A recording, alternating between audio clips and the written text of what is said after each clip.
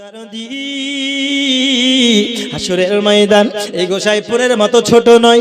হাসরের ময়দান এই আপনার মুর্শিদাবাদের মতো ছোট নয় বাবারে।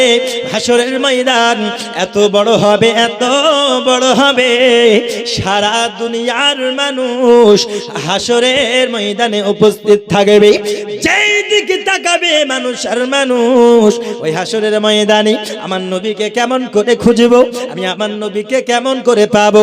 কারণ হাসরের ময়দানে সূর্য যখন থাকবে মাথার আঘাত করে, যখন বাবা মাটি তামা হয়ে যাবে, আমার নবীকে ওই যখন সূর্য আঘাত উপরে চলে আসবে বাবা, তখন এত কষ্ট হবে, এত কষ্ট হবে, এত আমাদের কষ্ট হবে বাবা। আল্লাহকে বলবো, ওগো আল্লাহ তুমি আমাদেরকে পরিত্রাণ দাও, কারণ এত কষ্টে আমরা আর থাকতে পারি না বাবারে। ওই হাসরের ময়দানে আমরা যদি সরাসরি আল্লাহকে ডাকি আমরা পাবো না। আমরা যদি সরাসরি আল্লাহকে চিৎকার করে যাই আমরা কেউ আল্লাহকে পাবো না। আল্লাহকে পাওয়ার পূর্বে আমার নবীকে হাসরের ময়দানে যদি খুঁজে নিতে হয়, যদি আমাদেরকে হাসরের ময়দানে আমার নবী তিনাকে পেতে হয়, তাহলে হাসরের ময়দানে পরিত্রাণ হয়ে যাবে। জোরে বলুন সুবহানাল্লাহ। হাসরের ময়দানে আমার নবীকে যদি আমরা পেয়ে যাই আমাদের পরিত্রাণ হয়ে যাবে। কারণ বাবা দুনিয়ার 50,000 বছর আর কাল হাসরের ময়দান একদিন সমান হবে। আর কিতাবের মধ্যে পরিষ্কার ভাবে লিপিবদ্ধ করা হয়েছে, ওরে দুনিয়ার মানুষ তোমরা ভালো করে শোনো, তোমরা ভালো করে বুঝে নাও, কাল দুনিয়ার বুক থেকে তোমরা যখন বিদায় নেবে হাসরের ময়দানে তোমরা যখন যাবে, তোমরা এত চিৎকার করবে, এত চিৎকার করবে, আল্লাহকে তোমরা এত ডাকবে, এত ডাকবে, কিন্তু মহান রব্বুল আলামিন অর্ধেক দিন কোন ডাকে সাড়া দেবে না। দুনিয়ার বুকের হিসাবে 25,000 বছর আল্লাহ কোন সাড়া দেবে না। আল্লাহ কোন মানুষের পুকারে কোন রকমের প্রতিক্রিয়া করবে না। দরদি ওই 25,000 বছর অর্থাৎ দুনিয়ার অর্ধেকটা দিন যেই যেমন আমল করেছে বাবা, যেই যেমন নেকি করেছে, যেই যেমন গুনাহ করেছে, ওই 25,000 বছর ওই গুনাহে লিপ্ত থাকবে। যে যেমন গুনাহ করেছে দরদি ওই গুনাহের সাজা পাবে, ওই 25,000 বছর কষ্ট পাবে। কিন্তু একটি শুধু রাস্তা, ওই রাস্তা হলো আমার দয়াল নবীকে খোঁজাও। কারণ মহান আল্লাহ তো সাড়া দেবে না। আমার নবী হলো ওই সময় পরিত্রাণের একটি মাধ্যম। কাল হাসরের ময়দানে আল্লাহ যখন 25,000 বছর সাড়া দেবে না, একমাত্র মাধ্যম হলো নবী। ওরে আমার দরদি গো, একটা সময় আমার নবীজি সাল্লাল্লাহু আলাইহি ওয়াসাল্লাম যেন বসে আছেন বাবা, সাহাবায়ে কেরামদের মধ্যে বসে আছেন। হঠাৎ করে একজন সাহাবা জিজ্ঞাসা করতেছেন, ওগো নবী কাল হাসরের ময়দানে মাহশরের প্রান্তরে নবী গো, আমরা যখন আপনার গুনাহগার উম্মতেরাও হয়তো অনেকেই তারা তারা করে বেড়াবে, আমার নবীজি যখন কিয়ামতের বর্ণনা করে, যখন হাসরের ময়দানে যখন তিনি বর্ণনা করতেছেন বাবা, সাহাবায়ে কেরামদের মধ্যে একটি সাহাবা বলতেছেন, ওগো নবীজি আপনার গুনাহগার উম্মতেরাও হয়তো অনেকেই ওই আসমানের সূর্যের তাপে তারা তারা করবে, নবী গো পায়ের নিচে যখন তামা হয়ে যাবে এত কষ্ট হবে, সহ্য করতে পারবে না, নবী গো কাল হাসরের ময়দানে হয়তো আপনার পাগলেরা, আপনার উম্মতেরা যারা আপনাকে ভালোবেসেছেন গো নবী, তারা তো আপনাকে হাসরের ময়দানে খুঁজবে, তারা তো আপনাকে হাসরের ময়দানে পাওয়ার চেষ্টা করবে। কিন্তু নবী হাসরের ময়দান হবে অনেক বড়, ওই হাসরের ময়দানে আপনাকে কোথায় পাবে। সঙ্গে সঙ্গে আমার নবী বলতেছেন, এই আমার সাহাবারা তোমরা শোনো, কাল হাসরের ময়দানে আমি নবীজি হাসরের ময়দানে সবে মাত্র 3টে জায়গায় উপস্থিত থাকব। ওই 3টে জায়গা, যেই জায়গায় আমি নবীকে তারা যদি খুঁজতে খুঁজতে যায় আমি নবীকে পেয়ে যাবে। ওই 3টে জায়গা, ইয়া রাসূলুল্লাহ ইয়া হাবিবাল্লাহ নবী, কোন 3টে জায়গায় আপনি উপস্থিত থাকবেন ওগো নবী? আর আমরা কোন জায়গায় যাব? আমরা যদি এক জায়গায় না পাই তাহলে কোন জায়গায় যাব? আমার নবী বলতেছেন, ওরে আমার সাহাবীরা, কাল হাসরের ময়দানে মাহশরের প্রান্তরে যখন আমার গুনাহগার উম্মতেরা সূর্য মাথার আধা দুপুরে আসবে, জমিন তামা হয়ে যাবে, যখন আপনার পিপাসায় জিহ্বা শুকিয়ে যাবে, একতা হয়ে সবাই মিলে আলোচনা করবে, ওগো আমার বন্ধুরা, ওগো আমার ভাইরা, চলো না যাই আমরা আদম নবীর কাছে যাই। কার কাছে? আদম নবীর কাছে যাই, উনি তো আমাদের সবার আদি পিতা।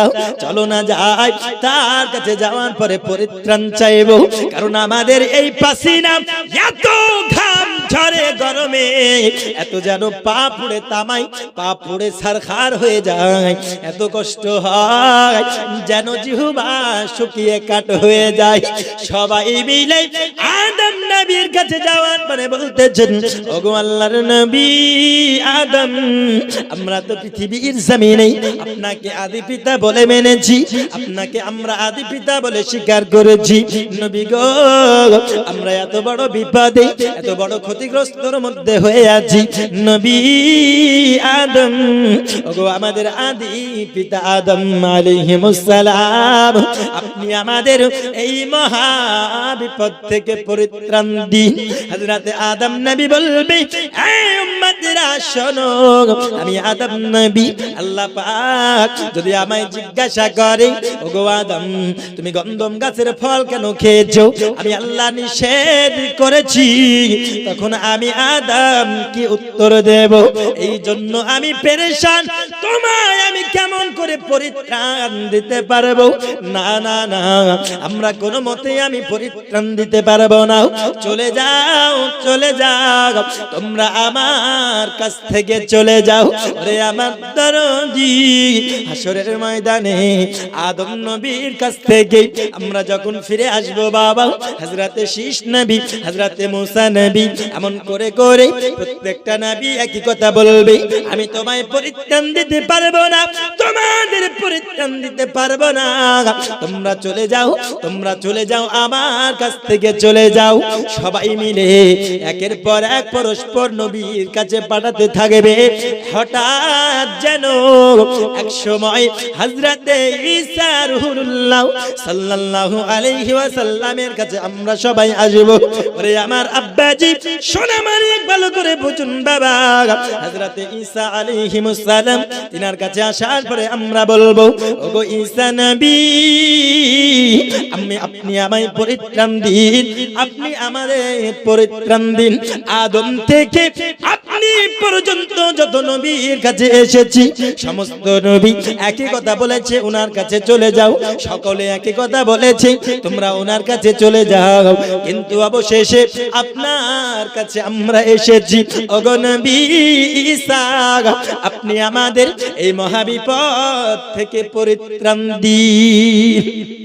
আব্বাজি আমার হযরত ঈসা রাসূলুল্লাহ সাল্লাল্লাহু আলাইহি ওয়াসাল্লাম বলবেন, ওগো উম্মতেরা, ওগো আল্লাহর বান্দারা, আমি তোমাদেরও পরিত্রাণ দিতে পারবো না, তবে এমন একটি ঠিকানা আমি তোমাদের বলে দিতে পারবো, যেই ঠিকানায় আজ পর্যন্ত কেউ খালি হাতে ফিরে না,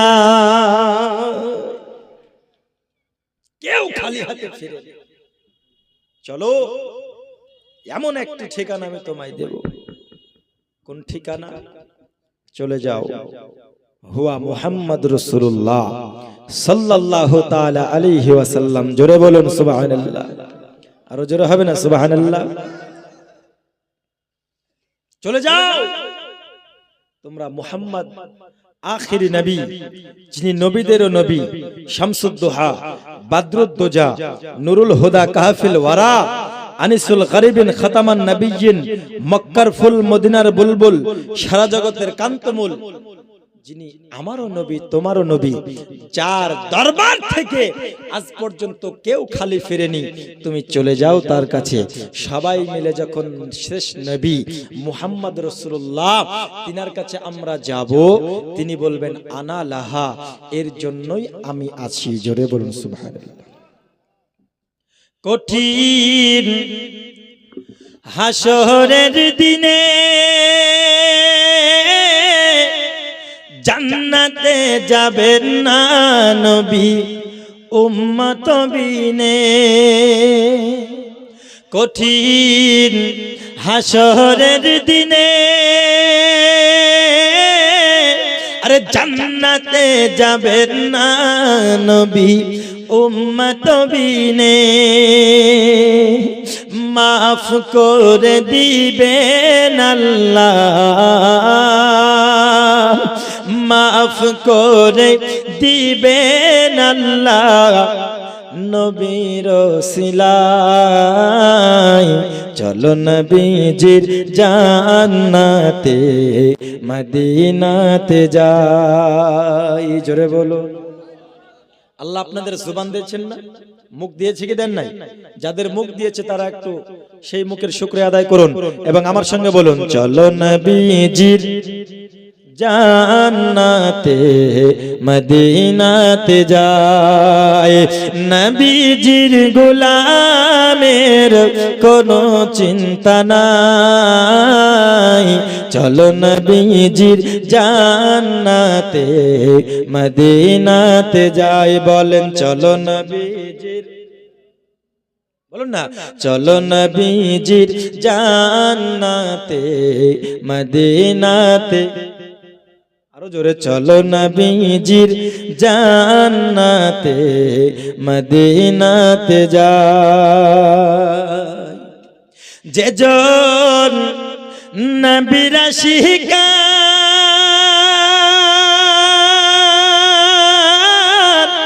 হাসরেতে পাইবেন তিনি মহান সম্মান। যেজন নবীর আশিকার আরে হাসরেতে পাইবে তিনি মহান সম্মান। ফুল সিরাত পার করিবে নবীর ওসিলায়। চলো নবীজির জান্নাতে মদিনাতে যাই। চলো নবীজির মদিনাতে যায়। নবীজির গোলামের কোনো চিন্তা নাই, চলো নবী। আরো জোরে, মদিনাতে যাই। কে কে যাবি মদিনা? ওরে মদিনাতে কাঁদেন নবী উম্মতের মায়া। কে কে যাবি মদিনা? ওরে মদিনাতে কাঁদেন নবী উম্মতের মায়া। দিন রজনী কাঁদেন তিনি, দিন রজনী কাঁদেন তিনি আপন রওজায়। চলো নবীজির জান্নাতে মদিনাতে যাই। চলো নবীজির মদিনাতে যাই। আমরা সবাই মদিনা যেতে চাই কি চাই না? কারা কারা যেতে চাই না হাত তুলুন। এই মুসলমান বাবাজি আমার ভালো করে বুঝুন দরদি, আমার নবীজি যেই নবীর কাছে গেলে কোনোদিন খালি হাতে ফিরে নাও। হযরত ঈসা রুহুল্লাহ আলাইহিস সালাম বলতেছেন উম্মতেরা রে তোমরা চলে যাও, তোমরা মুহাম্মাদের কাছে চলে যাও। আমার নবী সঙ্গে সঙ্গে আমাদেরকে দেখার পরে বলতেছেন আনা লাহা, এর জন্য আমি রয়েছি। যার কাছে গেলাম সবাই বলল আমি নাই, আমি নাই, আমি পারবো না, তোমরা চলে যাও অমুক নবীর কাছে, তোমরা চলে যাও অন্য নবীর কাছে। কিন্তু এমন একজন ব্যক্তির কাছে আমরা এসেছি যেই নবী তিনি বলেন এর জন্য আমি আছি। সবাই মিলে বাবা যখন সবাই শুনতে পেল আমি রয়েছি, সকলের মনে একটি তাসাল্লি চলে আসলো, সকলের মনে একটি বড় আনন্দ হলো। কারণ এতক্ষণ পর্যন্ত যার কাছে গিয়েছিলাম সকলেই বলল অন্যজনের কাছে যাও, কিন্তু এমন একজন ব্যক্তির কাছে এসেছি সে কিন্তু বলে আমি তোমাদের জন্য আছি, আমি তোমাদের জন্য আছি। আমার নবীজি সাল্লাল্লাহু আলাইহি ওয়াসাল্লাম সাহাবায়ে কেরামদেরকে বলতেছেন ওগো সাহাবা আমি তিনটে জায়গায় উপস্থিত থাকব। এক নাম্বার জায়গা আমার উম্মতরা যখন বাবাজি ওই সূর্য মাথার আধা দুপুরে আসবে, যখন জমিন তামা হয়ে যাবে, এত কষ্ট হবে, এত কষ্ট হবে, তখন জিহ্বা শুকিয়ে কাঠ হয়ে যাবে, তখন বাবা এত পিপাসা লাগবে, এত পিপাসা লাগবে যেন পানির জন্য তারা তারা করে বেড়াবে। আমি নবী, আমি তো রাহমাতাল লিল আলামিন, আমি তো সমস্ত নবীর জন্য দরদি গো। আমার সাহাবা সমস্ত নবীর জন্য আমি দরদি নবী। আর আমার উম্মতেরা কাল হাসরের মাঠে কষ্টে থাকবে, আমি নবী কেমন করে সহ্য করব?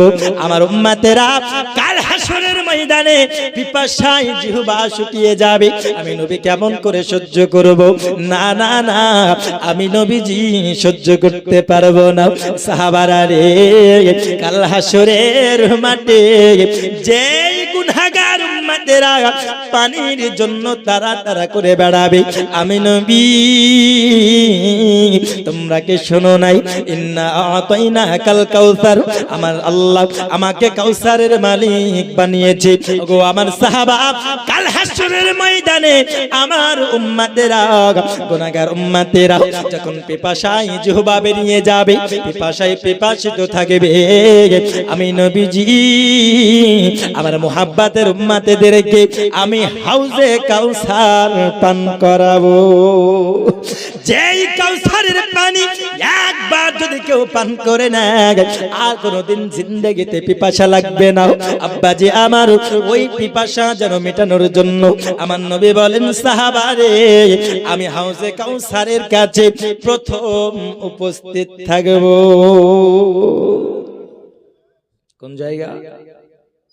হাউজে কাউসার, এক নম্বর জায়গা।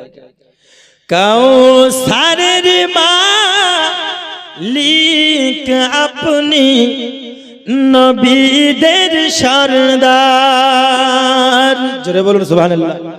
আল্লাহ বলছেন ইন্না আতাইনা কাল কাউসার, নিশ্চয় আমি আল্লাহ আমার নবীকে কাউসার প্রদান করেছি। জোরে বলুন।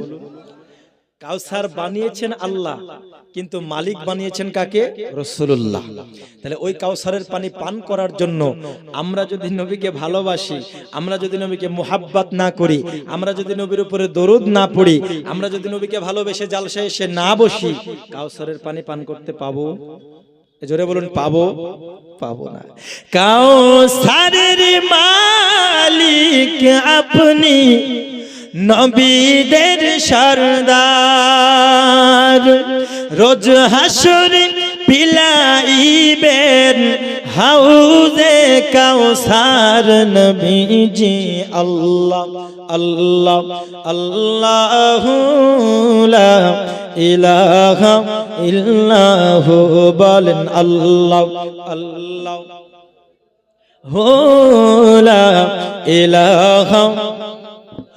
আপনাকে দেখিলে গো নবী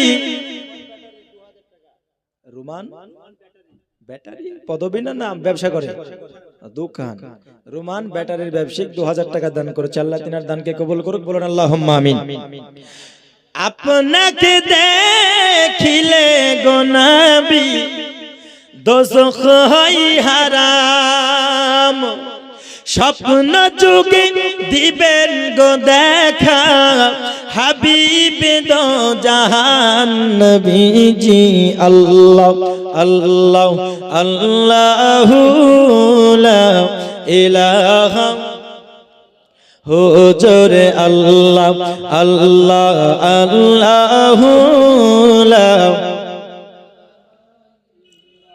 দরদি।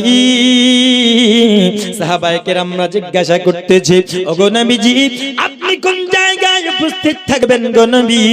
আমার নবী বলতেছে, আমার গুনাহগার উম্মতদেরকে আমি পিপাসা মেটানোর জন্য, পিপাসা নিবারণের জন্য আমি হাউজে কাউসারের কাছে থাকব। বাবারে আমার নবীজি হাউজে কাউসারের পানি মুহাব্বতের উম্মতদেরকে পান করাবে। ওই নবীর হাউজে কাউসার যদি আমরা পান করতে চাই দরদি, ওই নবীকে ভালোবাসতে হবে, ওই নবীকে মুহাব্বত করতে হবে, ওই নবীকে প্যার করতে হবে। আর আমরা যদি ওই নবীকে ভালো না বাসি, ওই নবীকে মুহাব্বত না করি, যারা বলবে নবী আমার মতো মানুষ, যারা বলবে নবী আমার মতো সাধারণ মানুষ, আর তুমি যদি সাধারণ মানুষ হও রে বাবা, আমার নবীকে তোমার সঙ্গে যদি কম্পেয়ার করো, আমার নবীর হাউজে কাউসারের পানি তোমার জন্য জুটবে না। বাবারা কাল হাসরের ময়দানে যারা পান করবে হাউজে কাউসারের পানি, তাদেরকে দেখে যারা নবীর দুশমন, যারা নবীকে মুহাব্বত করেনি, বেঈমান, তারাও পানি পান করার জন্য যাবে। আর যখন পানি পান করার জন্য যাবে বাবা, ফেরেশতা মণ্ডলীরা তাদেরকে যেন চাবুকের আঘাত করে দূর দূর করে তাড়িয়ে দেবে। একজন বেনামে মহিলা স্বামীর নামে 400 টাকা দান করেছেন, আল্লাহ তিনার দানকে কবুল করুন। যারা নবীকে ভালোবাসবে না, তারা কাল হাউজে কাউসারের পানি পান করার পরে কি হবে জানেন? লিওয়াউল হাম, প্রশংসার যে পতাকা, রাসূলের হাতে যে পতাকা থাকবে না, হাম, লিওয়াউল হাম, যেই প্রশংসার পতাকা, সেই পতাকার তলে সবাই আরাম করবে। কারণ সূর্য যেখানে থাকবে, এত মাথার আধাত উপরে তাপ লাগবে না? তাপ লাগবে কি লাগবে না? অবশ্যই লাগবে। সেই সময় কি হবে?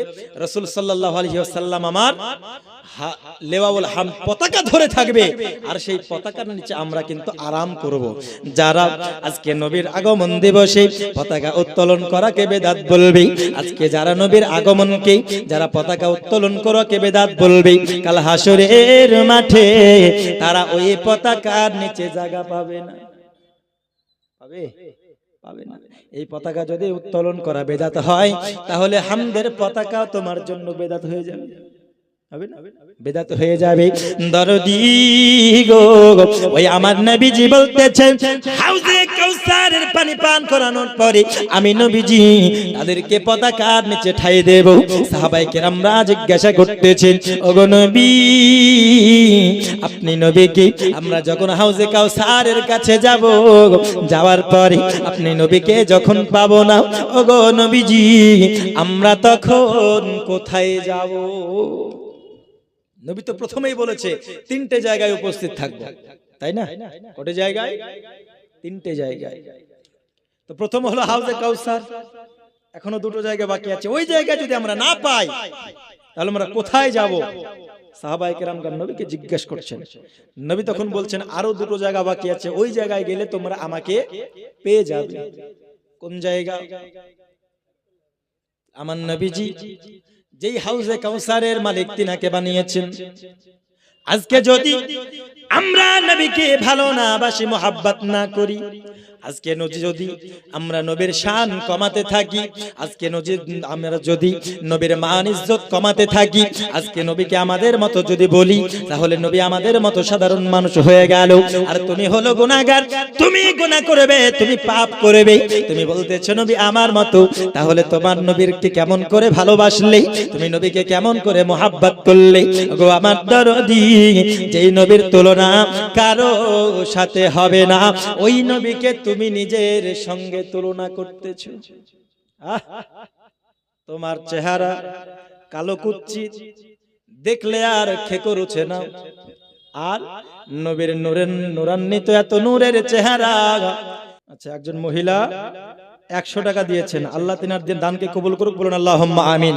কি বলছে? নবীর কত সুন্দর চেহারা দেখুন, বলছে চেহারা নূরেতে ভরা, আদর্শ কোরআনের পারা। চেহারা নূরেতে ভরা, আদর্শ কোরআনের পারা। আরে জান্নাতের চাবি যার হাতে,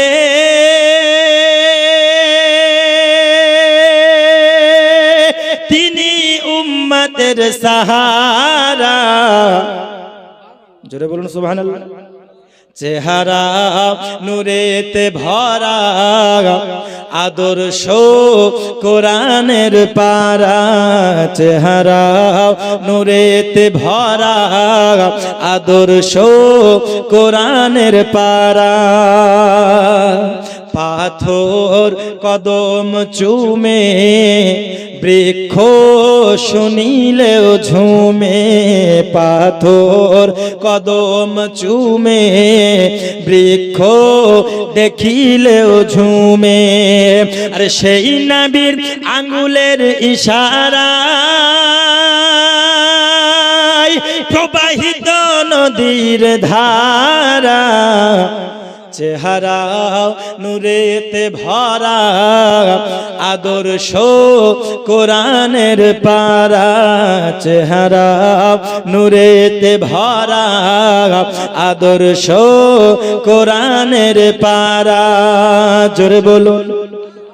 कि मिटबे ना तो से कोनो दिन से जे रहमतल लिल आलामीन मिटबे ना से कोनो दिन से रहमतल लिल आलामीन मिटबे ना से कोनो दिन से जे रहमतल लिल आलामीन अर्श फर्श गुंजे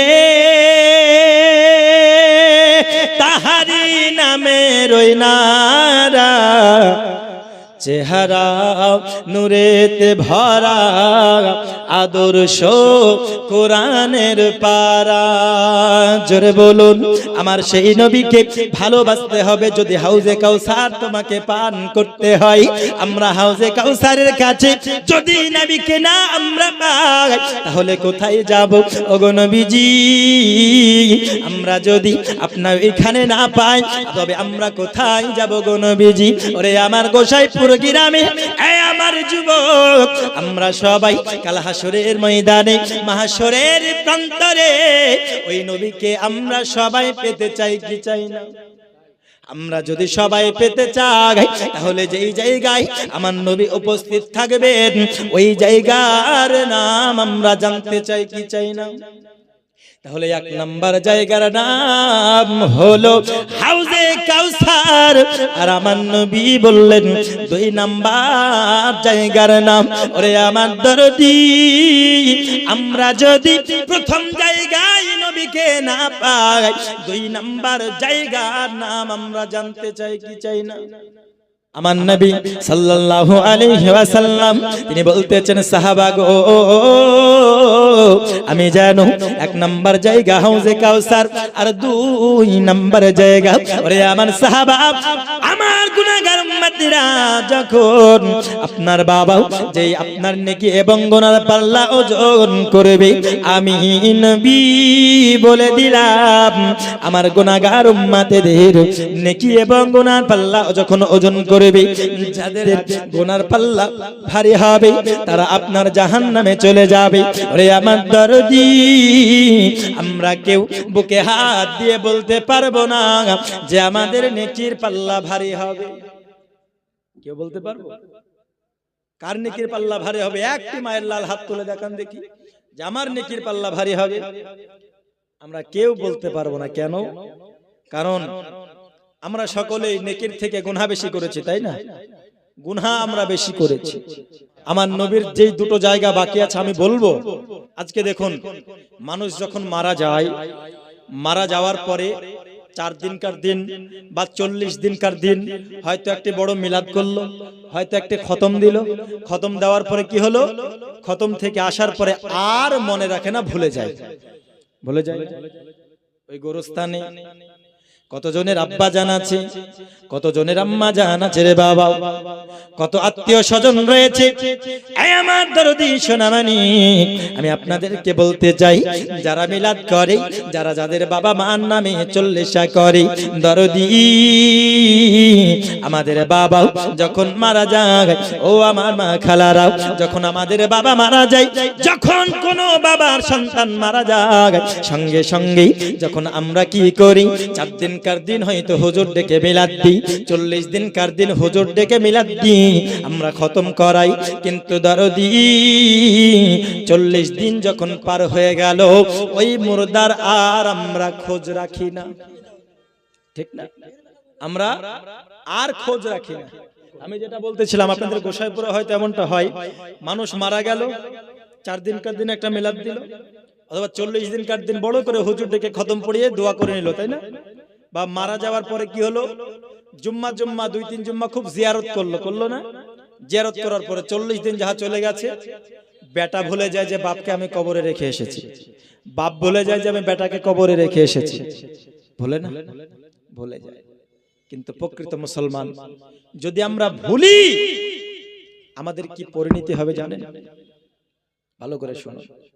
কবরে মানুষ মারা যাওয়ার পরে এই যে দান সাদকা, আসলেই কি মানুষের কবরে পৌঁছায়? একটু জানুন, আসলেই কি তাদের কবরে পৌঁছায়? মোতেবার কিতাব হযরতে সালেহ মুরসি, ইনি একজন আল্লাহর ওলি। তিনি এক সময় একটি মসজিদে যাচ্ছেন শুক্রবারের সকালে, ফজরের কিছুক্ষণ পূর্বে নামাজ আদায় করার জন্য। জোরে বলুন সুবহানাল্লাহ। কি করার জন্য? নামাজ আদায় করার জন্য তিনি চলে যাচ্ছেন গোরস্থানের উপর দিয়ে মসজিদে। মসজিদের রাস্তা গোরস্থানের উপর দিয়ে যেতে হয় দরদি। হযরতে সালেহ মুরসি রাহমাতুল্লাহি আলাইহি তিনি চলে যায়।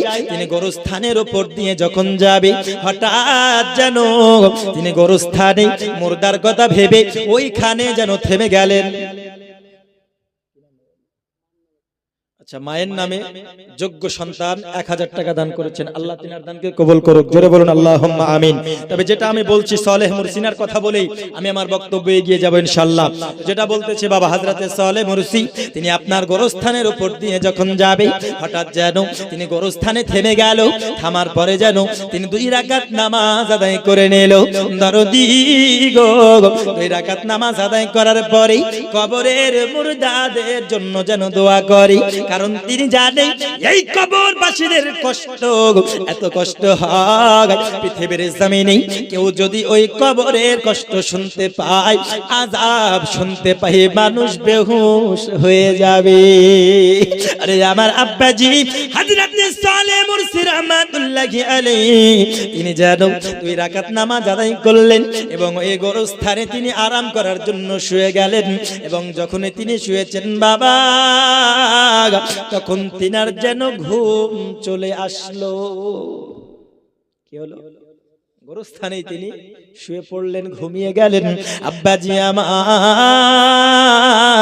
তিনি যখন ঘুমিয়ে গেলেন, ঘুমানোর পরে তিনি যেন স্বপ্নের মধ্যে দেখতেছেন যে কবরের মধ্যে হাজার হাজার মুর্দা শুয়ে আছে। ওই রাত্রি বেলা সকল কবর থেকে এক এক করে যেন মুর্দারা উদিত হচ্ছে, মুর্দারা যেন উঠতেছে। ওঠার পরে বাবা, সকলের সামনে একটি পুরস্কার রাখা রয়েছে, সকলের সামনে একটি উপহার রাখা রয়েছে। জন্মদিনে যেমন উপহার দেয় মানুষ, আপনার বার্থডে এবং বিয়ের বাড়িতে যেমন উপহার দেয়, যেমন পুরস্কার দেয় মানুষ, ওই রকম যেন পুরস্কার রয়েছে। প্রত্যেক মুর্দারা আপন আপন পুরস্কার নিয়ে নিল। নেওয়ার পরে বাবা, সবাই কবরের মধ্যে পুনরায় চলে গেল। কিন্তু হযরতে সালেহ মুরসি তিনি দেখতেছেন একজন বান্দা কোনো পুরস্কার পেল না। একজন বান্দা কোনো পুরস্কার পেল না। কথা বুঝতে পেরেছেন? সবাই কবর থেকে উঠে উঠে পুরস্কার নেয় আর কবরে চলে যায়, কিন্তু একজন বান্দা পুরস্কার পেল না। হযরতে সালেহ মুরসি তিনি দেখতেছেন বান্দার মুখটা যেন বেজার, বান্দার মুখটা যেন বড় ভারী।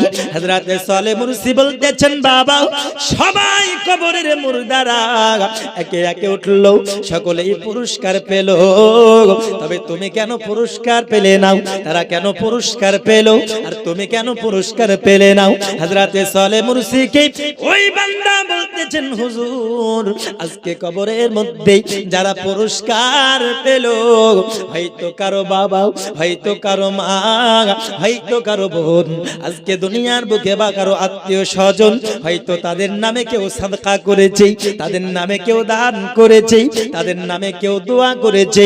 হুজুর, তাদের দোয়ার বদলা, তাদের দুনিয়ার বুকে দানের বদলা মহান আল্লাহ পাক তার কবরের মধ্যে পৌঁছিয়ে দিয়েছেন। হুজুর গো, ওই দানের বদলা আজকে মুর্দারা কবরে পুরস্কার হিসাবে পেল, আর পুরস্কার নেওয়ার পরে কবরে চলে গেল। হুজুর, আর কবরের যদি তাদের কোনো আযাব হতো, আল্লাহ ওই আযাবকে ওই দানের সাদকার বদৌলতে ওই পুরস্কারের জন্য আল্লাহ ক্ষমা করে দেবে। হযরতে সালেহ মুরসি তিনি বলতেছেন বাবারে, তুমি কেন কোনো পুরস্কার পেলে না? তোমার কি কোনো আত্মীয় স্বজন নাই যে তোমার জন্য দোয়া করবে? তোমার কি কোনো আত্মীয় স্বজন নাই যে তোমার জন্য দান সাদকা করবে? কেন তুমি পুরস্কার পেলে না? তোমার কি দুনিয়ার বুকে কোনো আত্মীয় স্বজন নাই? ওই বান্দা বলতেছেন হুজুর, আমার দুনিয়ার বুকে বাবা ছিল, আমি ইন্তেকালের পূর্বে মারা গিয়েছে, আমার দুনিয়ার বুকে এমন কোন আত্মীয় স্বজন নাই, শুধু একটি মা ছিল গো হুজুর। আমি ব্যবসা থেকে বাড়ি ফেরার পথে আমার মা জননীর সঙ্গে আমি যেন এই জায়গায় ইন্তেকাল করে গেলাম। ওগো আমার হুজুর, আমার মা এখানে আমায় দাফন করার পর আমায় দুনিয়ার বুকে রেখে গিয়ে আমাকে কবরের মধ্যে রেখে দুনিয়ার জমিনে আমার মা একটি নতুন বিবাহ করেছে, আর একটি বিবাহ করার পরে আমার মা আমায় ভুলে গেছে গো হুজুর। আমার জন্য দোয়া করে না, আমার জন্য দান করে না হুজুর, যার জন্য কবরে আমি কোনো পুরস্কার পাই না। হযরতে সালেহ মুরসি রাহমাতুল্লাহি আলাইহি তিনি বলতেছেন, ওগো আমার বাবা, তোমার মায়ের ঠিকানাটি আমায় দাও, তোমার মায়ের ঠিকানা আমায় দাও।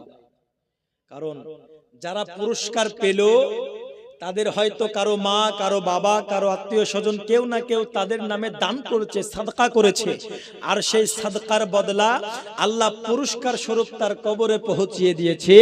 আর কবরে যখন পৌঁছিয়ে গেল, মুর্দারা পেয়ে গেল, তার কবরের আযাব আল্লাহ মাফ করে দিয়েছে। জোরে বলুন সুবহানাল্লাহ।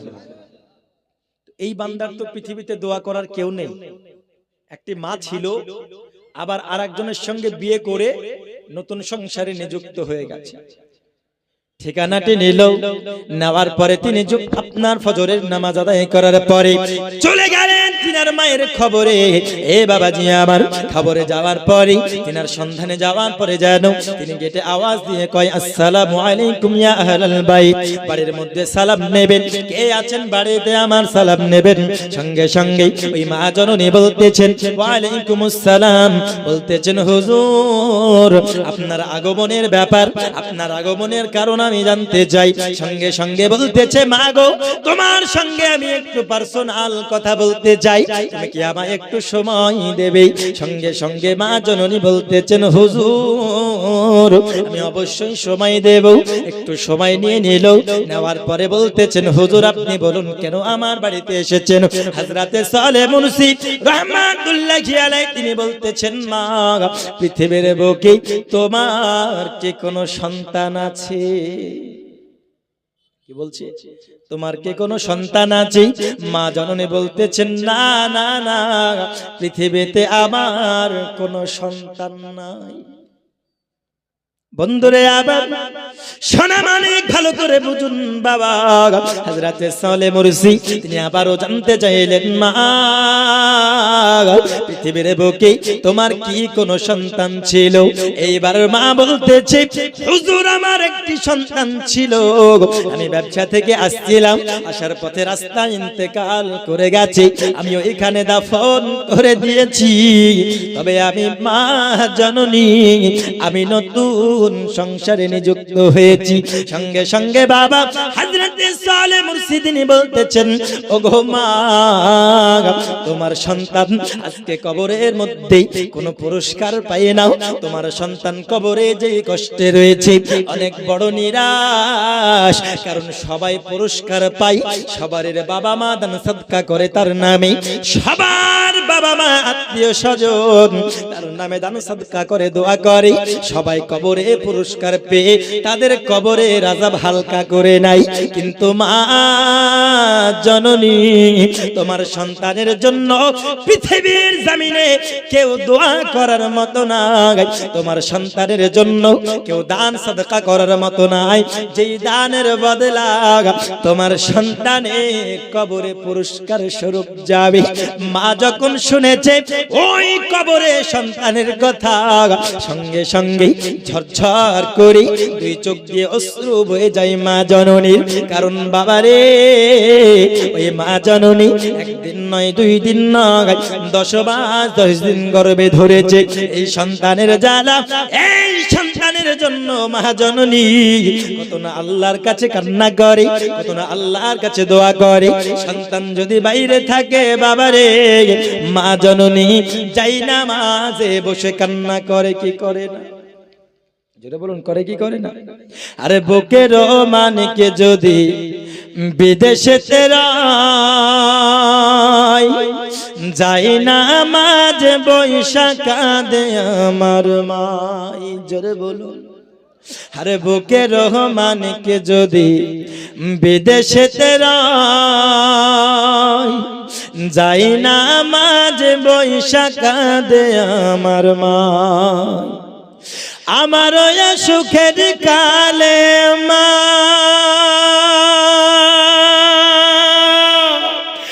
দুঃখিনী মা, মা গো আমার সুখের কালে, আমার সুখের কালে বুক ভাসিত নয়ন জল। কোথায় গেলে পাবো আমি এমন আপনজন, কোথায় গেলে পাবো আমি এমন আপনজন। আমার লাগা কাঁদলে মা গো, আমার লাগা কাঁদলে মা গো সারাটি জনম। কোথায় গেলে পাবো আমি এমন আপনজন, কোথায় গেলে পাবো আমি এমন আপনজন। জোরে বলুন সুবহানাল্লাহ।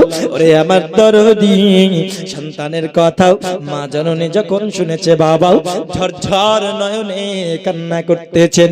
মা জননী সঙ্গে সঙ্গে ঘরের মধ্যে চলে গেল। যাওয়ার পরে 1000 দিরহাম পয়সাও তিনি যেন সঙ্গে সঙ্গে বাইরে নিয়ে চলে এসেছে।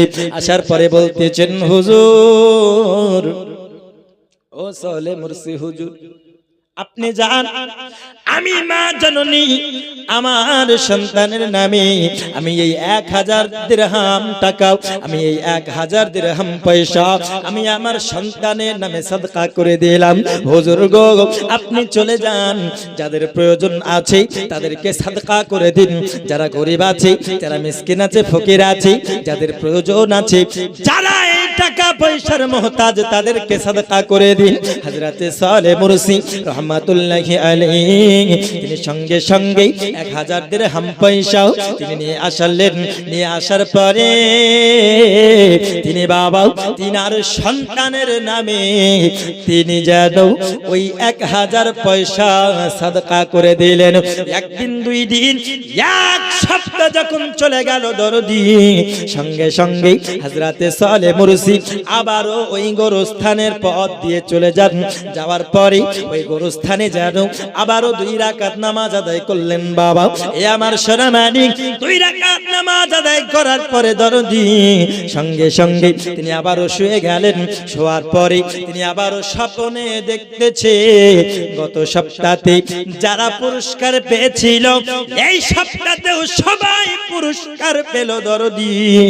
কিন্তু বাবা গত সপ্তাহে যেই সন্তান পুরস্কার পেয়েছিল না, গত সপ্তাহে যে সন্তান নিজের কবরের আযাব মাফ করিয়ে নিতে পেরেছিল না, কিন্তু এই সপ্তাহে তার মায়ের দেওয়া সাদকার বদৌলতে আল্লাহ পাক সেই সাদকার বদলাও পুরস্কার হিসাবে তার কবরে পৌঁছে দিয়েছে।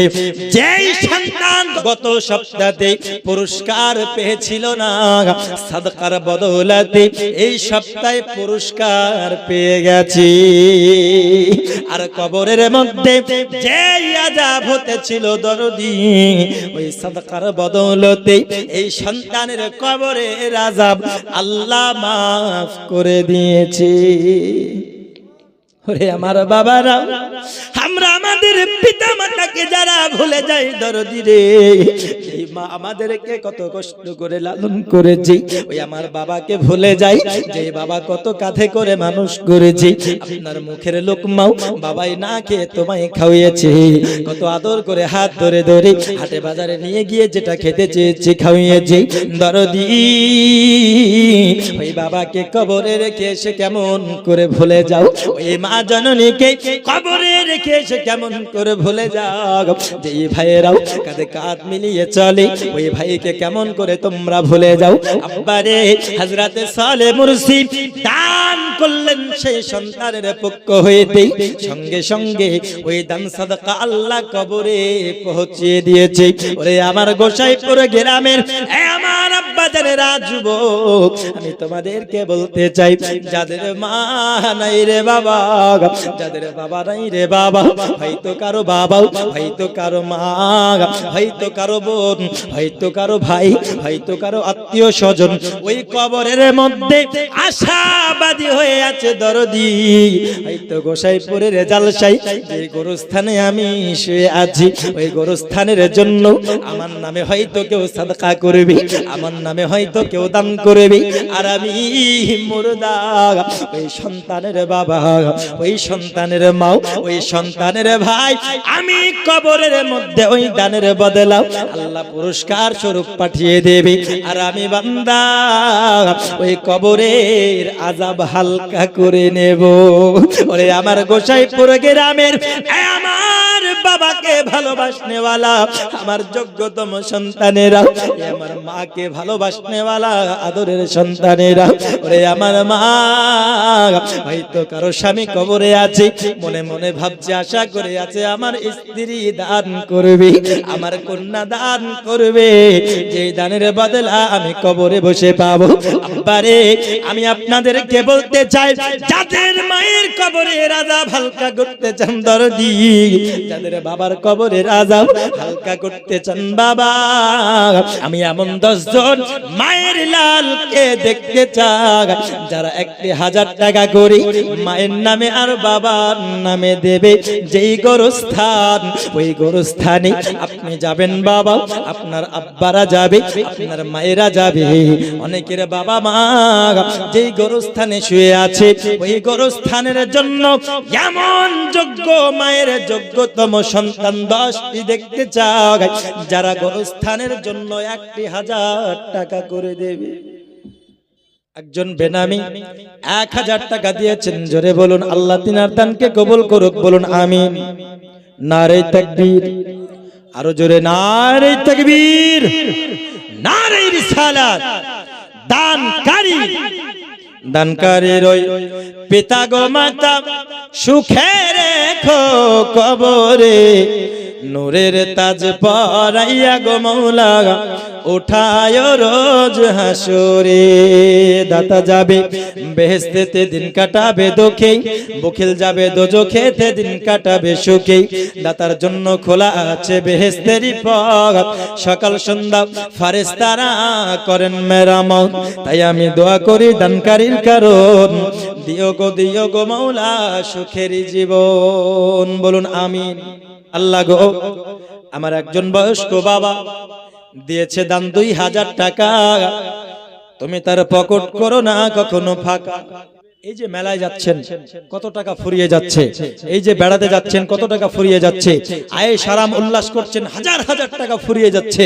আব্বাজি কোনোটাই আপনার কাজে লাগবে না, কিন্তু এই টাকা যেটা ধরিয়ে রাখবেন এটাই আপনার কাল হাসরে, কাল মাহশরের প্রান্তরে আপনি যখন ওই 25,000 বছর যেই কষ্ট আপনার হবে, যার যেমন গুনাহ হবে তার তেমন কষ্ট হবে।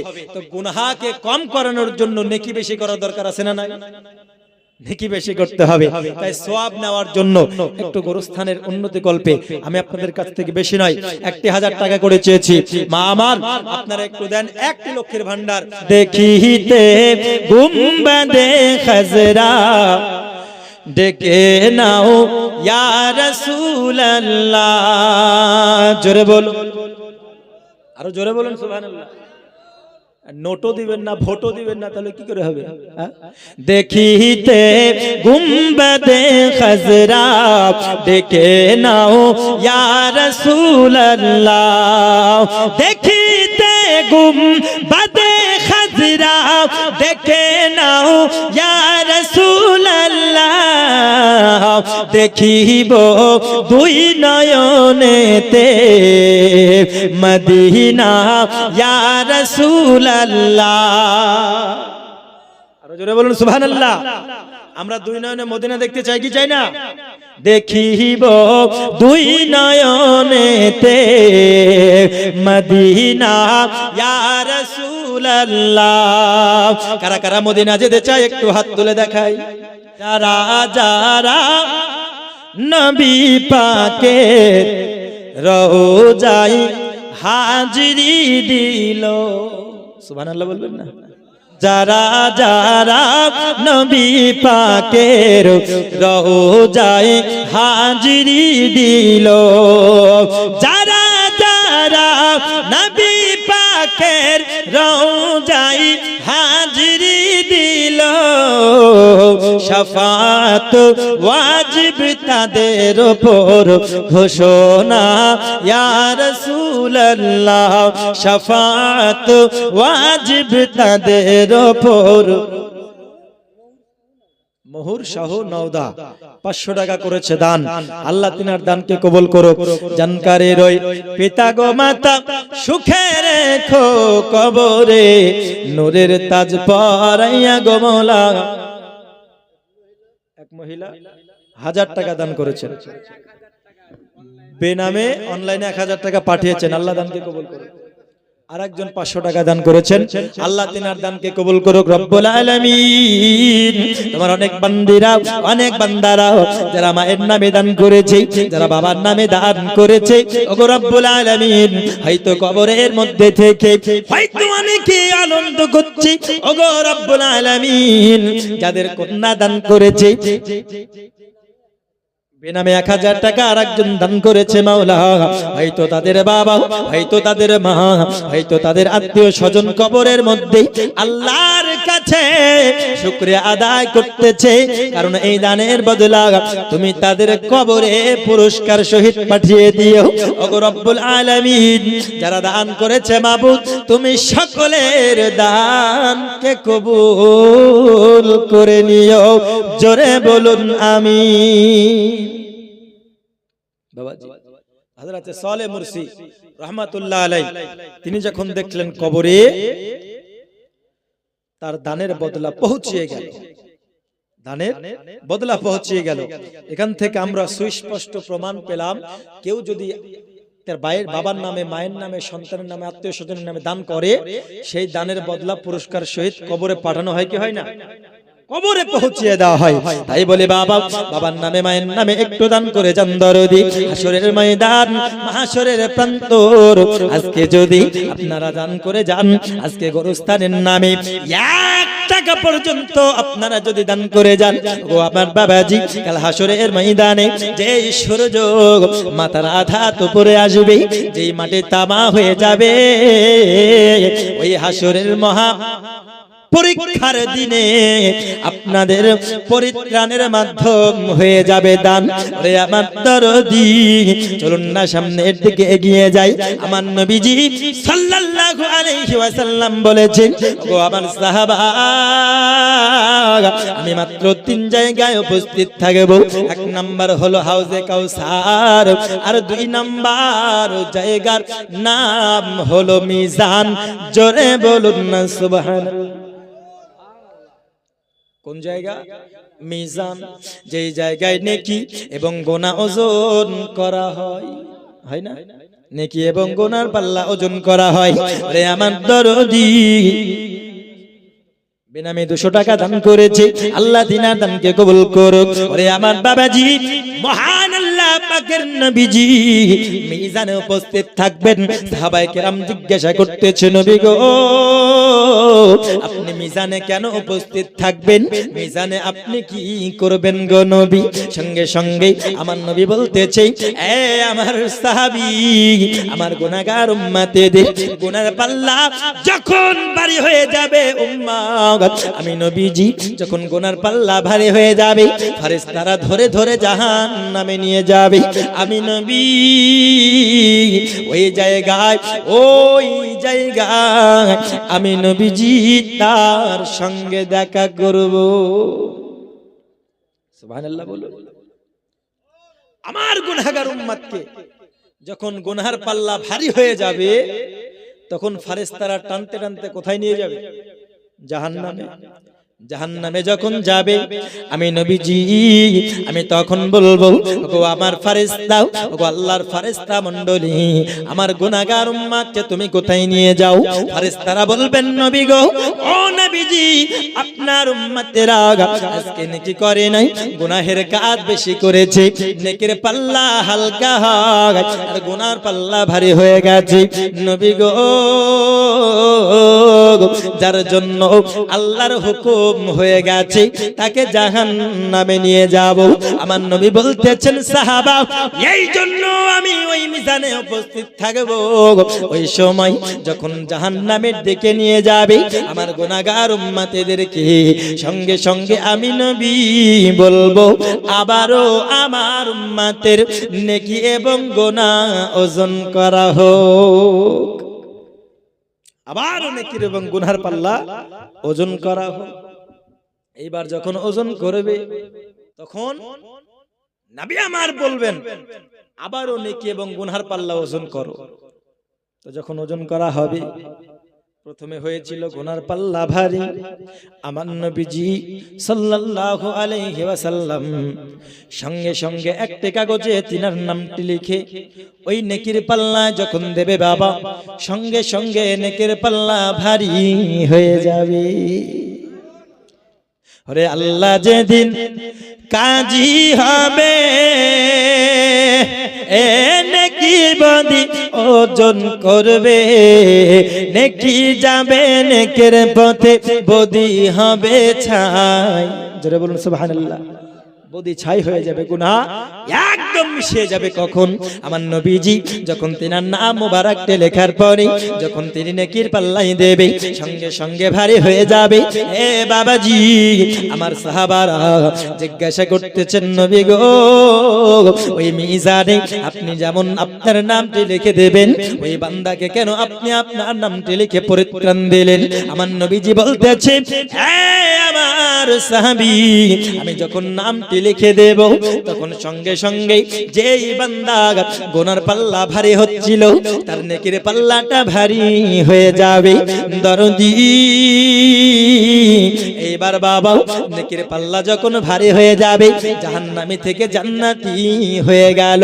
সঙ্গে সঙ্গে বাবা আপনি আমি জিজ্ঞাসা করব, ওগো আল্লাহর বান্দা, এ মহামানব, আপনাকে তো আমি দুনিয়ার বুকে কোনোদিন দেখিনি, আপনাকে তো আমি চিনি না, তবে আপনি কে আমায় বলুন, যার কারণে আমি জাহান্নামী থেকে জান্নাতি হয়ে যাচ্ছি।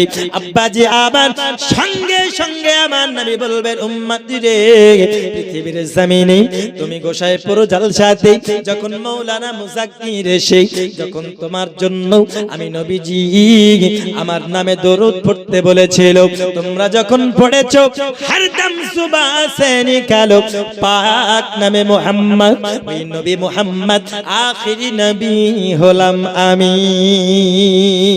ওগো আমার নবীজি, পৃথিবীর জমিনে আমি কোনো ভালো কাজ করিনি, তবে কেন আমি জান্নাতে যাচ্ছি, কেন কাজে কোন কাজে আমি আমার আমল নামা বাড়ে গেল, কোন আমার আমলে আমি আমার নেকির পাল্লা ভারী করে নিলাম। আমার নবী বলবেন, উম্মাহ,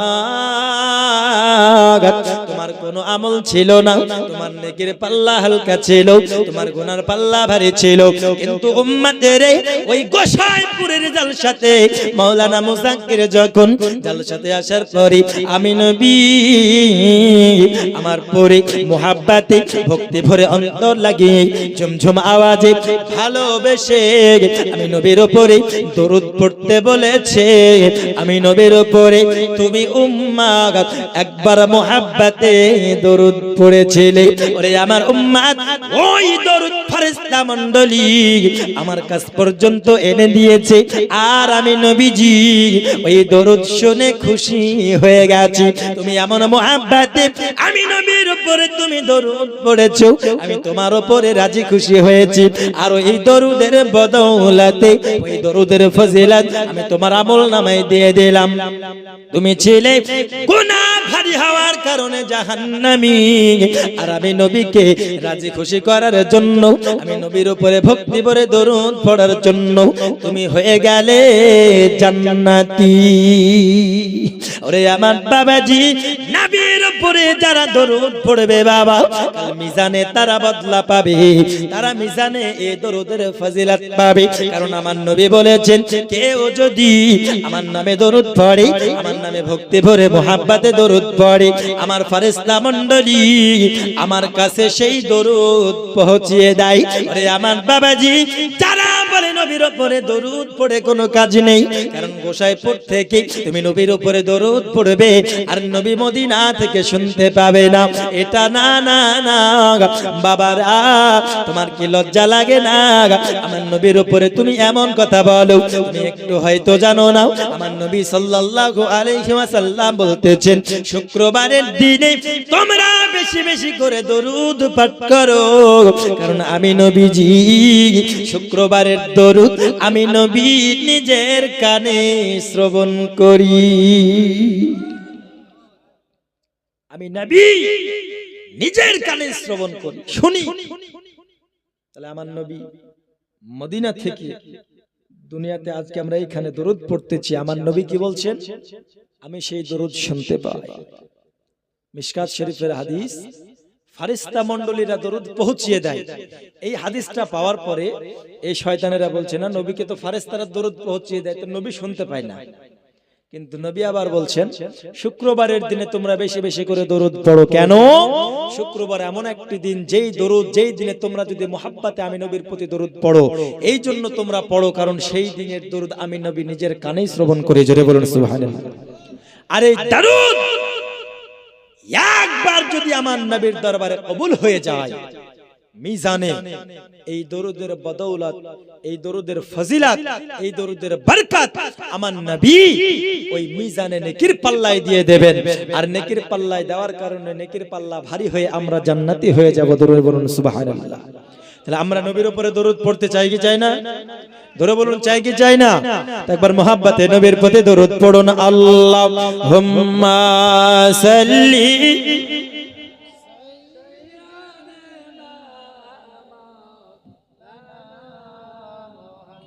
وعلى آله مولانا صل على محمد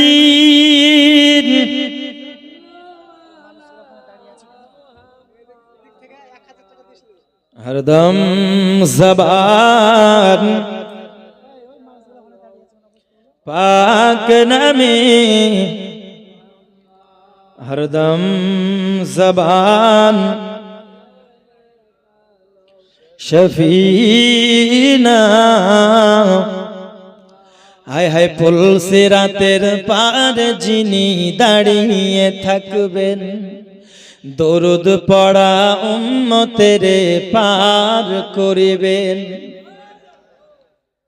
যারা দরুদ পড়বে নবী তাদেরকে শাফাত করবে কি করবে না? অবশ্যই করবে। হায় হায় পুল সিরাতের পার যিনি দাঁড়িয়ে থাকবে দরুদ পড়া উম্মতেরে পার করিবেন।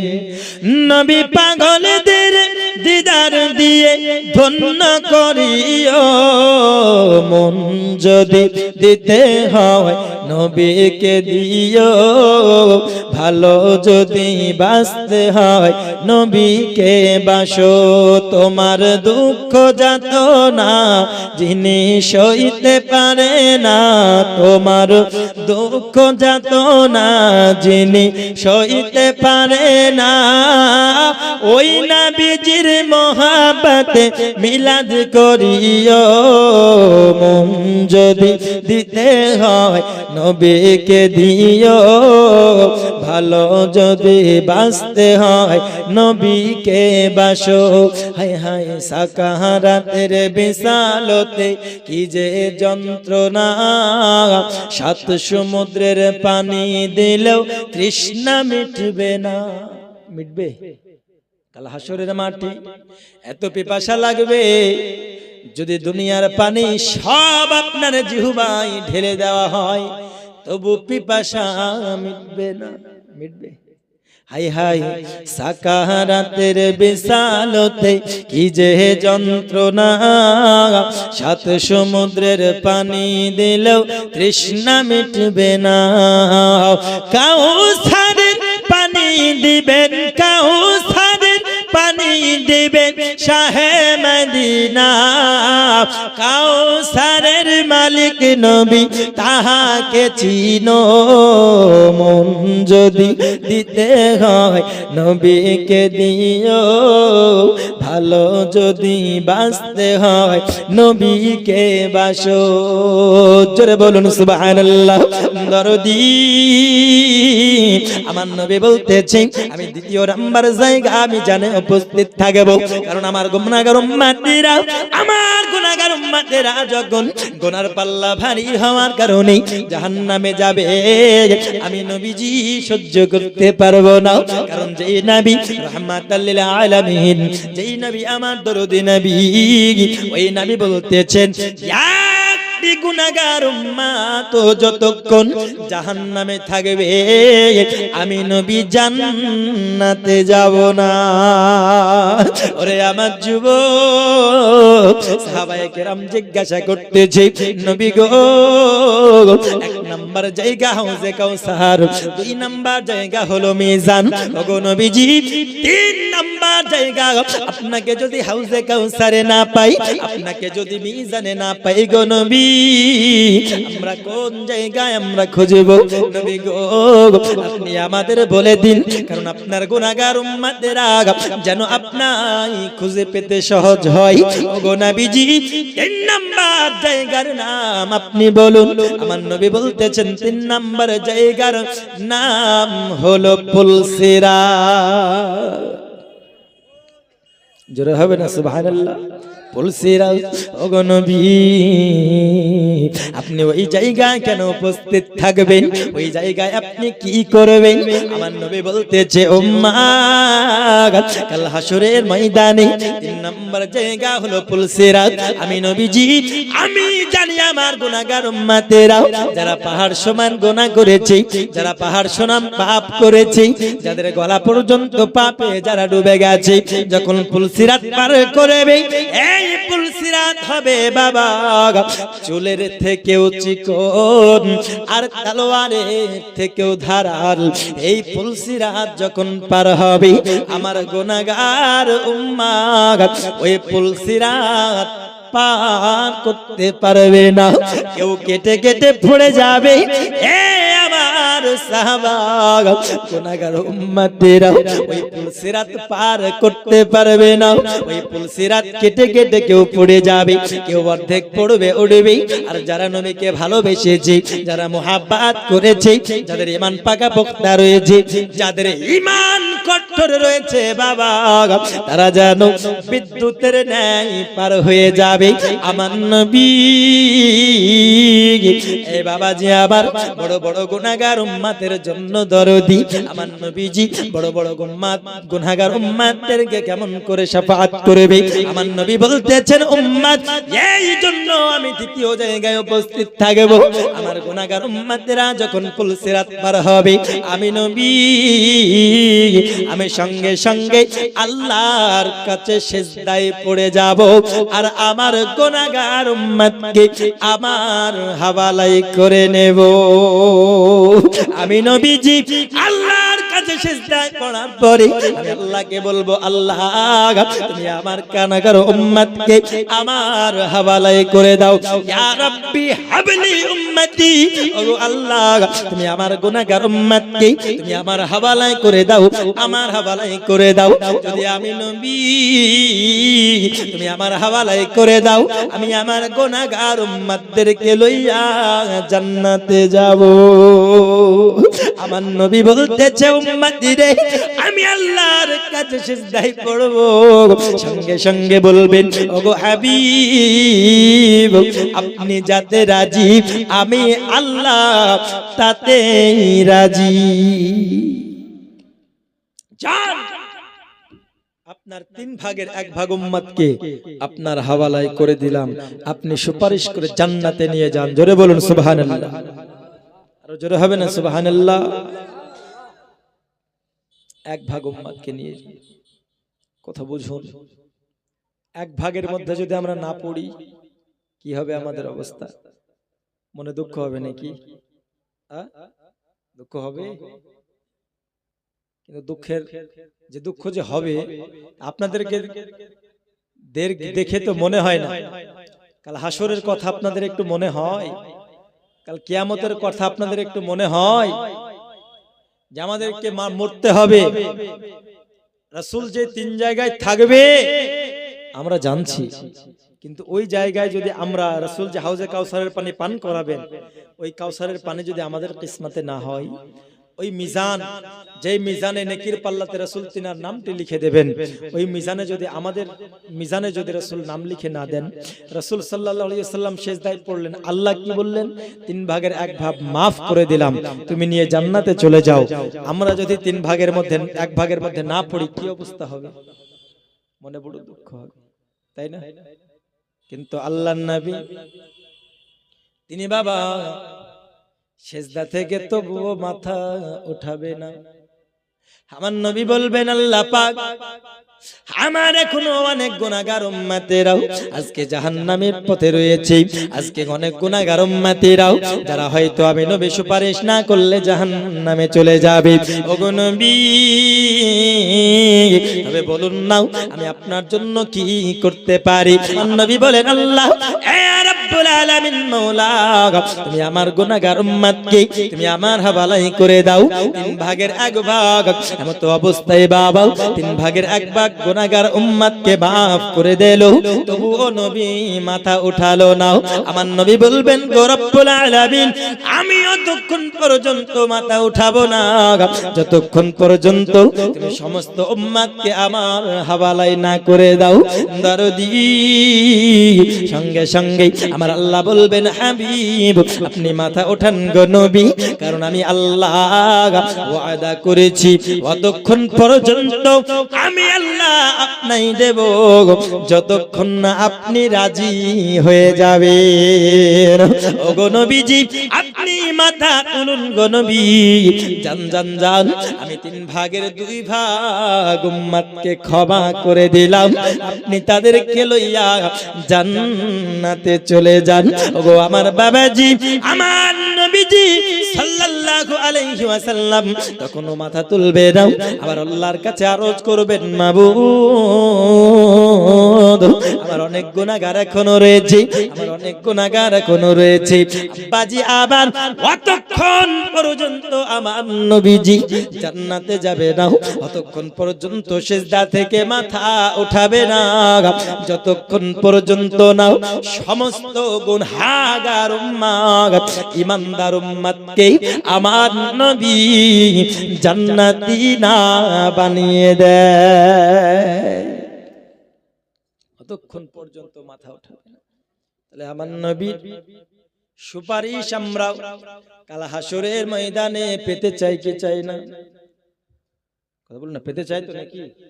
আমরা নবীর সুপারিশ পেতে চাই, আমরা কত আশা রাখি নবীর শাফাত আমরা নসিব করব, কিন্তু বাবাজি নবী তো শাফাতের মালিক, নবী গুনাহ বখশে নেওয়ার মালিক। এ বাবাজি কিন্তু বাবা ওই নবীর কাছ থেকে আমরা যদি শাফাত পেতে হয় ওই নবীকে মুহাব্বত করা দরকার আছে, ওই নবীকে ভালোবাসার দরকার আছে, ওই নবীকে আপনার নবীর প্রতি সঠিক আকীদা রাখার দরকার আছে। আব্বাজি আবার ওই নবীর শাফাত আমরা নসিব করব, ওই নবীর শাফাত আমরা নেব। আমরা সবাই মনে মনে চিন্তা করেছি, কিন্তু দেখুন বাবাজি কিন্তু আবার ওই নবীর সম্মান নিচু করার জন্য আমরা বলতেছি নবী আমার মতো, বলছি না নবী আমার মতো। কেন? কারণ আল্লাহ কোরআনে বলেছেন কুল ইন্নামা আনা বাশারুম মিসলুকুম, ওগো নবী আপনি বলুন আমি তোমাদের মতো বাশার, আমি তোমাদের মতো মানুষ। তুমি বলে দাও গো নবী। এই আয়াতটা পেয়ে আজকে কিছু মুসলমান বলতেছে নবী আমার মতো সাধারণ মানুষ। বলে কেন? কারণ আল্লাহ বলেছেন তাহলে আমরা যেমন খাই নবী তেমন খাই, আমরা যেমন পায়খানা করি নবী তেমন পায়খানা করে, আমরা যেমন মরে মাটির সঙ্গে মিশে যাই নবী তেমন মরে মাটির সঙ্গে মিশে যাই। বলুন নাউজুবিল্লাহ, বলে না এইরকম বলে। এ আমার যুবক ওই নবীর উপরে সঠিক আকীদা যদি আপনি পোষণ করতে না পারেন, সঠিক আকীদা সঠিক নবীর উপরে বিশ্বাস যদি স্থাপন করতে না পারেন, কাল হাসরের ময়দানে মাহশরের প্রান্তরে আমার নবীর শাফাত নসিব হবে না। আমি আপনাদেরকে বলি যারা এই আয়াতের ব্যাখ্যা করে কুল ইন্নামা আনা বাশারুম মিসলুকুম, হে নবী আপনি বলে দিন আমি তোমাদের মতো বাশার, তোমাদের মতো মানুষ। আমি তাদেরকে বলবো তাদের ইলম কালাম নাই, তারা ইলম কালাম শিখে নাও, পড়াশোনা না জেনে আজকে মোবাইল হুজুর হয়েছে, মোবাইল থেকে নেট দেখে বুখারী পড়েছে, নেট দেখে তারা বাংলা হাদিস পড়ার পরে আজকে কোরআনের তরজমা করতেছে। কুল ইন্নামা আনা বাশারুম মিসলুকুম, ওগো নবী বলুন আমি আপনাদের মতো বাশার। এই আয়াতের তরজমা শুনে বলে দিচ্ছে নবী আমাদের মতো মনে নবী আমারাই সব বলছে না, বলছে কেন? কারণ এ হচ্ছে হুজুর মোবাইল হুজুর, বুঝলেন? এ হচ্ছে মোবাইল হুজুর। আচ্ছা বলুন মুক্তা চিনেন? মুক্তা চিনেন? মুক্তার দাম অনেক, তাই না? মুক্তার প্রচুর দাম, ডিমান্ড। কেন? কারণ এই মুক্তাকে সাধারণ স্বর্ণকারের দোকানে পাওয়া যাবে? পাওয়া যাবে? পাওয়া যাবে না। এই জন্য তার ডিমান্ড, কারণ একে হাজার হাজার ফিট তল থেকে সংগ্রহ করতে হয়, সমুদ্রের তলে সংগ্রহ করার জন্য যেতে হয় না? সমুদ্রের তলে হাজার হাজার ফিট তলে যেতে হয়। আচ্ছা বলুন, আপনি যদি নাকটা ধরে বিসমিল্লাহ বলে ডুব দেন, ডুব দিয়ে আপনি যদি মুক্তা আনবো মনে করেন, যেতে পারবেন? কথা বলুন না, যেতে পারবেন? যেতে পারবেন না। 2-5 মিনিট পরে ধামার মতো ফুলে আবার ভাসতে লাগবেন, তাই না? ভাসতে লাগবেন, পেট ফুলে যাবে। আবার ওই রকম আরেকজন ব্যক্তি আপনার মতো সাধারণ একজন বাবা, সাধারণ একজন ব্যক্তি, ও গিয়ে হাজার হাজার ফিট উপর থেকে তল থেকে আবার 10 ঘন্টা 18 ঘন্টা 22 ঘন্টা ধরে ধরে ওই আপনার সমুদ্রের তল থেকে মুক্তা নিয়ে চলে আসছে। আসছে না? চলে আসছে। কেন? একজন ব্যক্তি পারলো না, কিন্তু এই ব্যক্তি পেয়ে গেল। তার কারণ হলো এটা, কারণ প্রথম যে এই ব্যক্তি যাচ্ছিল, এ আপনার কোনো বিনা ব্যবস্থায়, মানে কোনো অক্সিজেন ছাড়া বিনা কোনো ব্যবস্থায় আনতে যাব মনে করলো, সঙ্গে সঙ্গে প্রাণ হারালো। এই আমার বাবাজি আবার দেখুন একজন ব্যক্তি নিয়ে চলে আসছে। তার কারণ হলো এই ব্যক্তি সরকারি ব্যবস্থা নিয়ে মাস্ক পরে অক্সিজেন লইয়া এই ব্যক্তি হাজার হাজার ফিট তলে যায় না? হাজার হাজার ফিট তলে যায়, যাদেরকে বলছে ডুবুরি, বলছে না ডুবুরি। এই মুক্তা অনেক দামি, আর এই মুক্তা থেকেও মহান আল্লাহর বাণী অনেক দামি। জোরে বলুন না সুবহানাল্লাহ। মুক্তার দাম বেশি না আল্লাহর বাণীর দাম বেশি? মুক্তার দাম বেশি না কোরআনের দাম বেশি? জোরে বলুন, আরো জোরে। কোরআনের দাম বেশি। সমুদ্র থেকে বের হয় মুক্তা, আর কোরআন থেকে বের হয় মাসালা। কি বের হয়? মাসলা, ফতোয়া, এও কিছু বের হয় কোরআন থেকে। ওই সমুদ্রে যদি বিনা কোনো অক্সিজেন লইয়া, বিনা কোনো ব্যবস্থা লইয়া যদি মুক্তা আনতে যায়, তবে ওইখানে প্রাণ হারাবে। আর কোরআন থেকে বিনা কোনো জ্ঞানে, বিনা কোনো ইলম কালামে যদি মাসলা মাসাইল বের করতে যায়, যদি কোনো আয়াতকে বুঝতে যায় বিনা কোনো জ্ঞানে, এইখানে প্রাণ হারাবে না, এইখানে ঈমান হারাবে। হারাবে না। সমুদ্রে ব্যবস্থা না নিয়ে মুক্তা আনতে গিয়ে ওইখানে প্রাণ হারালো, আর কোরআনের থেকে মসলা বের করতে গিয়ে, ইলম না নিয়ে মসলা বের করতে গিয়ে এখান থেকে ঈমানটা হারালো। হারালো না? হারালো। কেন? কারণ এই ব্যক্তি কোরআনে যেমন তরজমা আছে, উল ইন্নামা আনা বাশারুম মিসলুকুম, যে আল্লাহর নবী বলছেন, হে নবী আপনি বলুন আমি তোমাদের মতো বাশার। তো কোরআন থেকে যখন আয়াতটি দেখে নিল, এই ব্যক্তি তো আর তাফসির জানে না, এই ব্যক্তি শানে নুজুল জানে না, এই ব্যক্তির ইলম কালাম কিছু নাই, সঙ্গে সঙ্গে বলে দিল আমাদের মতো বাশার। যখন আল্লাহ বলছে তাহলে নবী আমাদেরই মতো। আর এই কথা বলেই তার ঈমানটাকে নষ্ট করে দিল। কথা বুঝতে পারলেন? তারা ঈমানটা নষ্ট করে দিল। নবী কি আমার মতো? না, নবী কেমন আমি আপনাদের সামনে বলি দরদি গো, একটু ভালো করে বুঝুন বাবা। আমার নবীজি সাল্লাল্লাহু আলাইহি ওয়াসাল্লামকে যারা আমার মতো বলে, তাদের উদ্দেশ্যে আমি বলতে চাই, তোমরা তোমাদের ঈমানটাকে পরিবর্তন করো, তোমরা তোমাদের আকীদাকে পরিবর্তন করো। আমার আল্লাহ বলেছেন, আমার নবীকে বলতে বলেছেন, তুমি বলে দাও আমি তোমাদের মতো বাশার। এ বাবাজি, তার পূর্বে আপনাকে জানতে হবে আমার নবীর সূরাত। কি জানতে হবে? সূরাত। আমার নবীর সূরাত হলো 3টে। কয়টা? জোরে বলুন, আওয়াজ করে, কয়টা? 3টে। আমার নবীর অবস্থা 3টে। একটি হলো হাকিকি, আরেকটি হলো মালাকি, আরেকটি হলো বাশারি। এবার বুঝুন বাবা, নবী যখন আপনার আমার সঙ্গে চলাফেরা করতেছে, নবী যখন আপনার আমার সঙ্গে উঠা বসা করতেছেন, নবী ওই সময় নবী বাশারি সূরাত অবলম্বন করেছেন। জোরে বলুন না সুবহানাল্লাহ। কি সূরাত?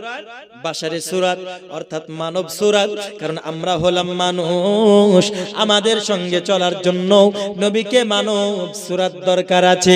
মানব সূরাতে আমার নবী যখন চলাফেরা করতেছেন, আমার নবীজি সাল্লাল্লাহু আলাইহি ওয়াসাল্লামের কাছে যখন জিবরিল আমিন চলে আসলো বাবা, আমার নবীজি সাল্লাল্লাহু আলাইহি ওয়াসাল্লাম মেরাজে তিনি যাচ্ছেন। তো মেরাজে রাসূল 7 আসমান পাড়ি দিয়ে সিদরাতুল মুনতাহা পার করে লামাকাতে গিয়ে আল্লাহর সঙ্গে দিদার করেছে কি করেনি? আল্লাহর সঙ্গে দিদার করেছে। তো রাসূল আমার দুনিয়া থেকে জিবরিলের সঙ্গে যখন আসমানে গেল, দুনিয়া যখন ত্যাগ করছে, রাসূল মানব সূরাত ত্যাগ করে মালাকি সূরাত অর্থাৎ ফেরেশতাদের সূরাত তিনি অবলম্বন করেছেন। জোরে বলুন সুবহানাল্লাহ। কেন? কারণ মানব সূরাতে রাসূল যদি যেতেন তিনি পারতেন না। কেন? কারণ মানব হচ্ছে আমরাও হলাম মানুষ। রাসূল মানব সূরাতে আপনার দুনিয়া থেকে বাইরে যান নাই। যদি যেত তাহলে আমরাও হলাম মানব, আমরাও হলাম বাশার, তাহলে আমরাও যেতে পারতাম, তাই না? কথা বলুন, আমরাও যেতে পারতাম। তাহলে আমরা যেতে পারি? রাসূল গিয়েছেন, তাহলে রাসূল যদি তোমার মতো হবে, তুমি যদি রাসূলের মতো হবে, রাসূল তো দুনিয়া থেকে পাড়ি দিয়ে 7 আসমান পাড়ি দিয়েছে, তুমি এক আসমানে যাও দেখি, তোমার বাপের ক্ষমতা আছে? ক্ষমতা আছে? কোনো ক্ষমতা নাই। তাহলে রাসূল যখন দুনিয়া ত্যাগ করলেন, বাশারি সূরাত ত্যাগ করে মালাকি সূরাত অর্থাৎ ফেরেশতাদের সূরাত তিনি অবলম্বন করে 7 আসমান পাড়ি দিচ্ছেন। কথা বুঝলেন? এবার আসমান যখন পাড়ি দেয়, আমার নবীজি 1 আসমান 2 আসমান 3 আসমান 7 আসমান যখন পাড়ি দিল, সিদরাতুল মুনতাহা পর্যন্ত জিবরিল ফেরেশতার সঙ্গে ফেরেশতার রূপে ফেরেশতা সূরাতে আমার নবীজি সিদরাতুল মুনতাহা পর্যন্ত যখন গেলেন, হযরতে জিবরিল আমিন বলতেছেন, নবীজি এইখান থেকে আমি জিবরিলের বর্ডার শেষ। বলছে না, আমি জিবরিলের বর্ডার শেষ। সিদরাই গেলে জিবরাইল বলে, আমি আর আগে যাব না, ওগো রাসূল গেলে এক চুল পাখা জ্বলে রবে না, নবী একাই গেলেন সেথায়, জিবরিলের ক্ষমতা নাই, হবে না কারো দ্বারাই। জোরে বলুন। তাহলে জিবরিলের রূপ ধরে, ফেরেশতাদের রূপ ধরে মালাকি সূরাত অবলম্বন করে আমার নবী সিদরাতুল মুনতাহা পর্যন্ত গেলেন। দেখুন, ফেরেশতার রূপ ধরে আমার নবী যখন সিদরাতুল মুনতাহা পর্যন্ত গেলেন, ওইখান থেকে ফেরেশতার জিবরিলের আমিনের আর যাওয়া ক্ষমতা নাই। অর্থাৎ এখান থেকে আমার নবী মালাকি সূরাত অবলম্বন করে কিন্তু আর যেতে পারবে না। পারবে? আর যেতে পারবে না। কেন? কারণ যে ফেরেশতাদের সর্দার জিবরিল, ও যেখানে যেতে পারছে না, তাহলে নবী ওই ফেরেশতা সূরাত অবলম্বন করে যেতে পারবে না। যার জন্য 7 আসমানের পরে সিদরাতুল মুনতাহা থেকে আমার নবী মালাকি সূরাত ত্যাগ করে হাকিকি সূরাত অবলম্বন করলেন এবং তিনি সিদরাতুল মুনতাহা পাড়ি দিয়ে লামাকায় গিয়ে আল্লাহর সঙ্গে দিদার করলেন।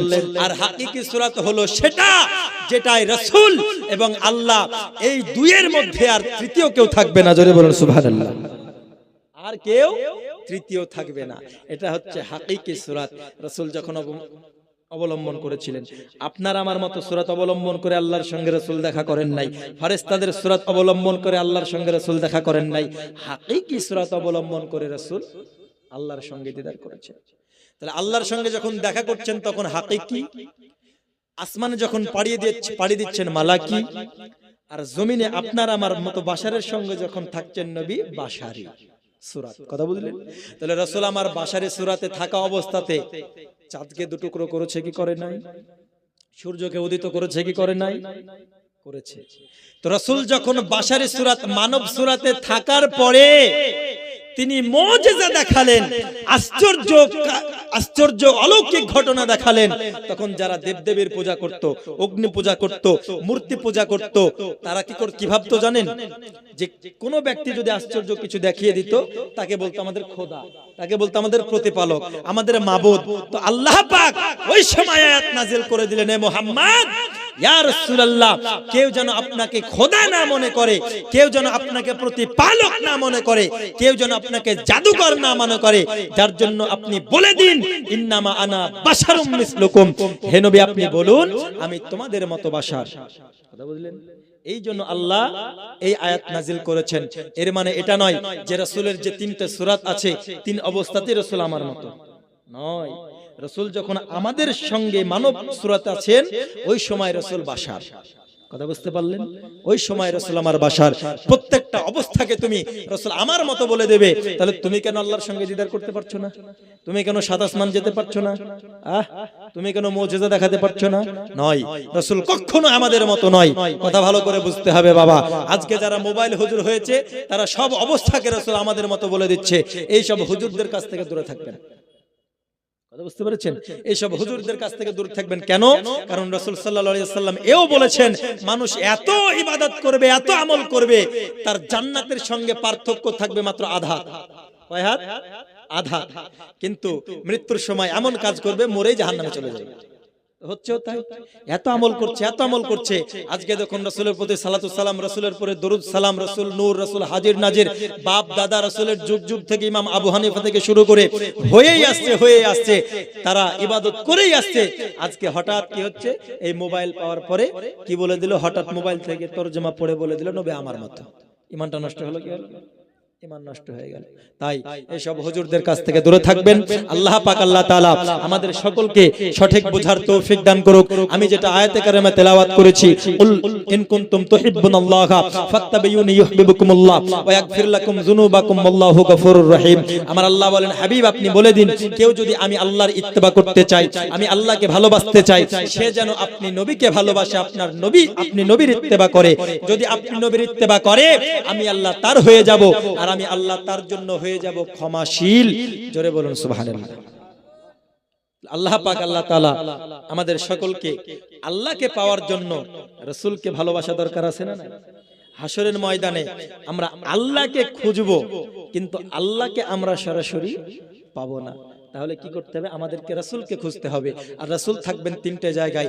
একটি হলো হাউজে কাউসার, দুটা হলো মিজান, 3 নাম্বার হলো পুল সিরাত। এই 3টে জায়গায় আমার রাসূল সাল্লাল্লাহু আলাইহি ওয়াসাল্লাম থাকবেন। এই 3টে জায়গাকে আমরা যেন ভালোভাবে বুঝে নেই এবং ঈমানি হালাতে ইন্তেকাল করে হাসরের ময়দানে ওই 3টে জায়গায় আল্লাহ পাক আল্লাহ তাআলা রাসূলের দিদার নসিব করাক। সকলে বলে আল্লাহুম্মা আমিন, আল্লাহুম্মা আমিন। এই বলে আমার সংক্ষিপ্ত আলোচনা আমি ইতি করলাম। বালাও ভাষার মধ্যে যদি হয়ে থাকে ত্রুটি, আল্লাহর কাছে ক্ষমা প্রার্থী। আস্তাগফিরুল্লাহ রাব্বি মিন কুল্লি যামবি ওয়া আতুবু ইলাইহি। লা হাওলা ওয়ালা কুওয়াতা ইল্লা বিল্লাহিল আলিয়্যিল আযীম। লা ইলাহা ইল্লাল্লাহু মুহাম্মাদুর রাসূলুল্লাহ সাল্লাল্লাহু আলাইহি ওয়াসাল্লাম।